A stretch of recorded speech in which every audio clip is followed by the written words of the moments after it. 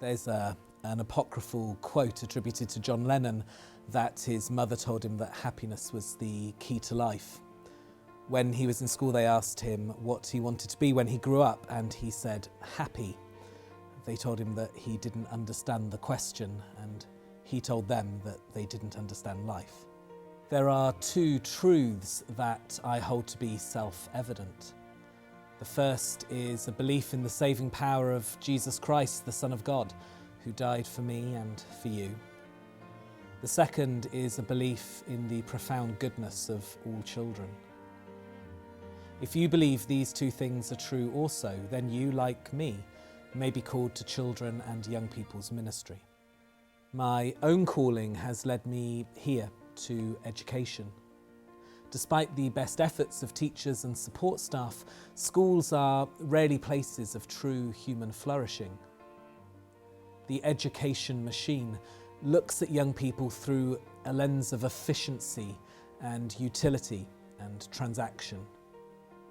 Those with a Christian worldview, however, look at young people through a lens of love. As a head teacher, I'm often asked, what's the point of school? Teachers answer this question quite reasonably by talking of opportunity and advancement. They speak of the importance of becoming an effective citizen in an increasingly globalised world. This, of course, is quite true, but those of us called to children and young people's ministry attest to a greater purpose. We're concerned not only with earthly citizenship, but also citizenship of another kingdom. Education for knowledge is no more important than education for hope, or for community, or for dignity. Our ministry is about transforming the lives of children so that they might have life to the full. The lives of children and young people today are more complicated than perhaps at any other time in our history. In his book, Being Christian, Rowan Williams talks about the most extraordinary mystery of discipleship. He says, "We're in the middle of two things that seem quite contradictory.